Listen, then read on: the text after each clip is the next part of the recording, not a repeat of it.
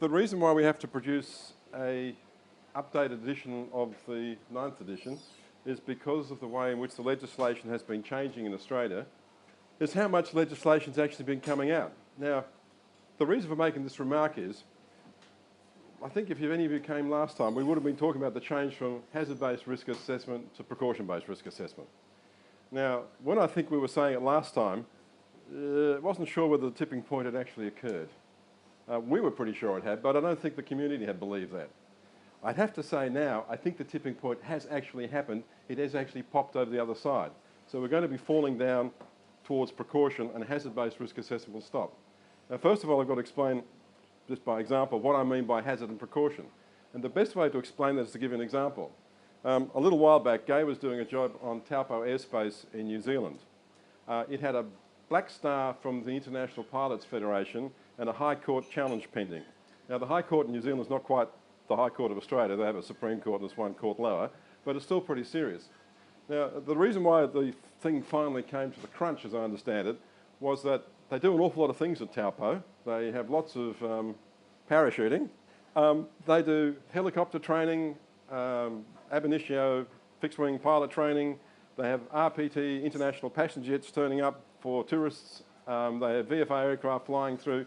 They have paraponting. That's where you strap a motor to your back under a parachute and fly around the sky. Kiwis do it all, okay? Things came to a bit of a head one day when a cutaway parachute covered the nose cone of an arriving international RPT jet. You could appreciate they would not be happy, right? Now, what had then happened is everybody started doing risk assessments because they were all concerned about it. And if they were following a hazard-based risk assessment, this tended to be a very numerical process. So then all the parties, all the different players, the RPT jet people and the helicopter people and the parachute people all got in a room and said, right, let's compare our risk assessments and work out what precautions we're going to put in place. Now, it'll come as no surprise to you that they didn't actually agree. Now, if risk was a scientific concept, all they then had to do was further research and then all the numbers would coincide for all the parties. That took a couple of years to go through that process. And then they all got in the room again. And guess what happened? Nobody agreed. What it meant was the different parties were promoting different precautions to protect their own interests. And when you start doing that, the other parties are then saying, you miserable bastard, what do you mean you're not willing to pay for the precautions to protect me? That's the consequence of the hazard-based process. In the end, you wind up in a situation where all the parties are fighting it out and you wind up in court and it becomes a test of political strength. And in those circumstances, nobody's going to win, are they? Gai then turned up with 7 members of the CAA in New Zealand and said, okay guys, put on your hazard-based stuff offside, hasn't helped anybody. What you need to do is agree on what the key issues are. And the key issues are that nobody wants to run into anybody else, pretty much. It's fairly simple, okay? The parachutists don't want to be sucked into an engine and all the other combinations. All you need is a table of the different types of people in the airspace and just say, right, here's a completeness check, you won't run into those. The next question is, what are the available practical precautions? There are only about 5.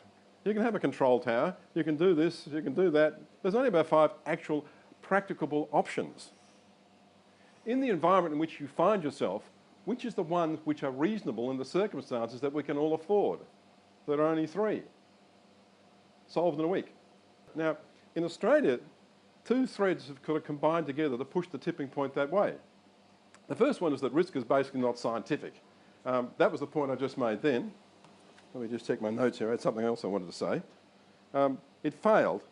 I'm sure you've all sat around in workshops where everybody's trying to decide what the likelihood of the black swan event is. The big, nasty, rare one. The high consequence, low frequency one. That's the one that gives everyone the headache, right?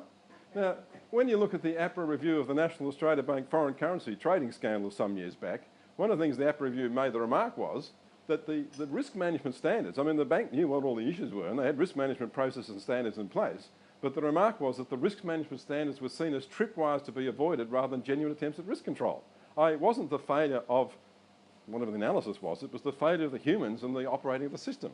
And when you try to put numbers to human reliability, yes, you can do it to a point, but when you look at all the vagaries of human performance for high consequence, very rare things, it doesn't become a scientific endeavour, it becomes something else. It's not repeatable. If something's not repeatable, it's a bugger. The second thing is the bipartisan legislative agenda of the governments. The WHS Act is bipartisan. The Rail Safety National Law is bipartisan. The the Marine Safety National Law, they're all bipartisan, okay? It doesn't matter which government's going to be in, it's with you, for better or for worse. And that adopts a SOFARP concept, and the SOFARP concept, so far as it's reasonably practical, is the one all the legislators have always used. Even if you look at the UK Health and Safety Executive, whom people sort of give the credits for ALARP to in a very extensive way, if you go and read their stuff, they then remark, and I can give you the quote, it's actually in the new updated edition of the text, where they go to a lot of trouble to say, but if you're quoting things legally, you must use the legal expression SOFARP, even though we consider the two things to be the same. My observation would be if the lawyers and the parliaments, we are a parliamentary democracy, say it one way, I'd stick to their way, because any other option is going to cause you a lot of grief. Now, where did that come from and why did it arise? Well, it comes from the common law and it comes from a defence against negligence. Now, negligence in the common law came from a case called Donoghue and Stevenson from 1932, and it's a classic case, as you should go and read it. All first-year lawyers have to suffer this thing enormously if you haven't seen it. Basically, there was these two Scottish women somewhere, or two Scottish widows. They went into a milk bar somewhere and then ordered a bottle of dry ginger in a dark bottle. The woman who bought it poured it for a friend, Donoghue. And when they got most of the way through the bottle, a dead snail dropped out, and she said her stomach wasn't happy. So she sued the manufacturer, Stevenson. Now, up until that point, the common law only said you could sue for breach of contract. Because the contract to buy the stuff was with the woman who bought it, not the person who got the drink poured for them, the friend, you couldn't sue under English law for being poisoned back to the manufacturer. So the thing wandered off for a test case as to whether or not you could do that. Now, the 5 judges of the House of Lords, full court decision type stuff, got together, and it was a split decision 3-2. The 2 who voted against it said, if you guys let this case get up, a tidal wave of negligence claims is going to take over the common law jurisdictional world, which is pretty much what happened. Because the other 3 said, no, bugger that. They actually quote the Christian tradition golden rule, love thy neighbour, treat your neighbour as yourself. They actually quote it in the thing. What they're basically implying is the golden rule of most major philosophers in religion is treat others as you treat yourself. And do you seriously expect to be poisoned by a bottle that you can drink? So they said, right, if that's the case, if you ask any man on the street whether this person would have the right to sue, the answer is yes. So the other 3 voted for it. And the tidal wave commenced. Now that flowed into Australia as a defence against negligence, that you should demonstrate due diligence. There are basically 2 defences for negligence in common law. No power, you could have no control, you couldn't have affected the outcome. Or alternatively, you've been diligent. The problem is, of course, you have to define what constitutes a neighbour and when the duty of care therefore exists and a whole lot of other things, and it got very complicated. But then the lawyers kept moving. Now, when Maxwell QC, and I've got to say the WHS Act is a Victorian responsibility, I don't know if you appreciate this detail, when Maxwell QC reviewed the 2004 OHS Act in Victoria, he actually put what is actually the SOFARP principle into it, which is basically derived from the common law. Again, I don't want to bore you on that stuff, and I might go on too long, but I wasn't actually involved directly, but I remember attending a presentation, and someone was pointing out that the number of workplace inspectors in Victoria turned up places where people had been horrendously injured, and when they asked the people why they hadn't put machine guarding on a particular device in accordance with recognised good practice, the answer came back, we'd done a risk assessment which said we didn't have to.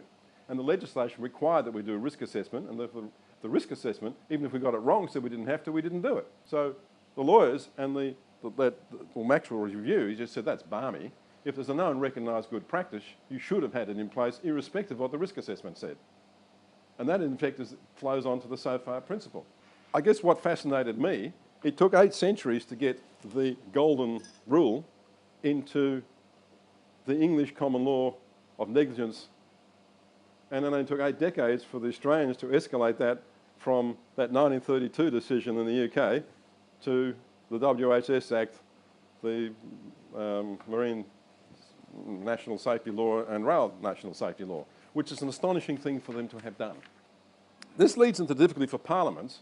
I don't know if you've dealt with many lawyers. It's not something we want to do, but we find we have to. The lawyers seem to think, I mean, I've sat around in a meeting where the lawyer just says, the law is the law is the law. Right? Have you had lawyers tell you things like that? They say things like that. For some reason, they seem to believe that the laws of Parliament can overturn the laws of nature. I don't understand that. That is to say, if the Parliament passes a law that you will be safe, then you will be safe irrespective of what the laws of nature won't or won't do. Speaking as an engineer, it's pretty bloody obvious that if you want to be safe in reality, you want nothing to happen to you. And the way to make sure nothing happens to you is to manage the laws of nature. Well, what does it all mean? Well, and you're looking to the future. Well, first of all, strict reliance as a policy by boards on the risk management standard as the only way to manage high consequence, low frequency events will be indefensible when it all goes wrong. And that means under the WHS Act, in those states and jurisdictions where it has been passed, that you're setting your senior decision makers, your responsible officers up for a criminal charge in the event that it goes wrong, because it's clear they would have been demonstrated to be reckless. That is to say, they knew or made or let it happen. That's the first one. It is actually a surprise to us that there hasn't actually been a successful prosecution to date in those jurisdictions that have passed it. The first prosecution that occurs, all hell will break loose in every board you can think of. It's going to be quite extraordinary. The strange thing about it all is that all the work that we've been doing, where we've adopted the precautionary approach, it has sailed through the legal, political system so smoothly, it's a little frightening. The ones I would give you examples of, hazardous trees in Victoria, with the DP, the Powerline Bushfire Safety Task Force, all those recommendation decisions sailed through Cabinet, and all those recommendations. The Pole 3 due diligence review we did in New Zealand, the CAA airspace due diligence review, that just sailed through the Kiwis legal system. The lawyers were with us. It just went like a breeze. We just did Sydney Ports in New South Wales, and again we did it outside the risk. We just ignored the risk management standard. It doesn't work. And the entire system was with us. I think we get the Parliament to change the port boundaries after that one. It's all pretty exciting.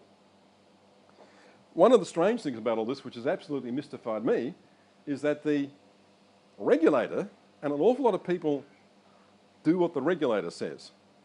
Regulators invariably get immunity from prosecution if they're acting in good faith. What's going to be particularly interesting is if somebody does what a regulator says and the regulator has not acted in accord with the legislation. Will the prosecutor still go for the regulated? That is possible. And a lot of regulators are still following a hazard-based approach to risk. There are some other unintended consequences which have yet to be explored. In particular, the notion of the precautionary principle as outlined in health and safety legislation, in what way does that connect to the precautionary principle outlined in environmental legislation, if it does at all? None of us have thought about that because we've been so busily bound up with the implications of the WHS legislation. In a sense, we've actually dropped the ball on that whole risk area. But I don't know how that figures out. I think there is a connection, but that principle out of Rio comes from the German Green movement, and I haven't quite figured out how the law in continental Europe would flow through in the WHS and the environmental legislation, how that compares to the common law flowing through negligence into the... There's some interesting things there which I don't understand, which we need to have a think about. And I suppose the last one is, will it flow through to the financial sector? They absorb the risk management standard, and for example, if you're doing project due diligence for finance stuff, Monte Carlo simulations are all the rage, right? If you're doing a Monte Carlo simulation for the rare thing that needs two rare things to get together to cause a complete and utter financial stuff-up, say 3, 1 in 1,000 chances, then you're doing a Monte Carlo simulation, you'd have to do 1 billion trials to even find one possibility. To be statistically significant, you'd probably have to do 10 or 100 billion trials, wouldn't you? Has anybody seen anybody do 10 or 100 billion trials in a Monte Carlo simulation to pick for the horrible one that's going to take the whole thing down? Isn't that what global financial crises are? What people use Monte Carlo simulations for is to work out the most likely outcome for the most likely things. That still remains true. In that sense, the risk management standards for middle management is not for senior management, which is what I suspect is what's happened. ALARP has been used for middle management, and SOFARP has been used for the senior decision makers and the parliaments and all the rest of it.